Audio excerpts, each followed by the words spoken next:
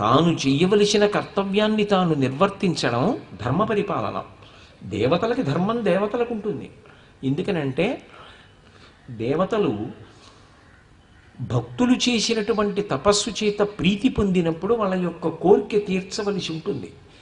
ఆయన గొప్ప తపస్సు చేశాడు, వరాలు అడిగాడు, నేను ఇచ్చాను. కానీ దేని చేత అవధ్యుడు మాత్రం కాదు, దేని చేత రావణుడు మరణించడు అన్నమాట మాత్రం లేదు.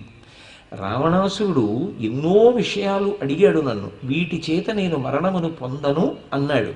కానీ రామాయణ కాలంలో ఒక అద్భుతం జరిగింది. అదేమిటి అంటే, నేను మనుష్యుల చేతిలో మరణించను అన్న మాట రావణాసురుడు మరిచిపోయో లేకపోతే అడగడంలో ఏదో పొరపాటు పడో అడగడం మానినవాడు కాడు. ఆయన మనుష్య జాతి పట్ల చాలా చులకన భావాన్ని ప్రదర్శించాడు. నేను వీళ్ళ చేతిలో మరణించను, వీళ్ళ చేతిలో మరణించను, వీళ్ళ చేతిలో మరణించనని చెప్పి జాబితా చెప్పినవాడు చివర ఒక మాట అన్నాడు, తృణభూతాహితే మన్యే ప్రాణినో మానుషాదయ అన్నాడు ఉత్తరకాండ.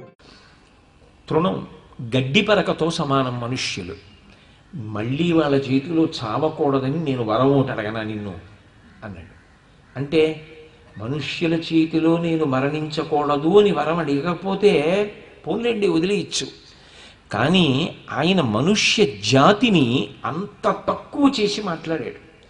యథార్థమునకు అన్ని ప్రాణులలోకి ఉత్కృష్టమైన ప్రాణి ఏది అంటే నరుడే.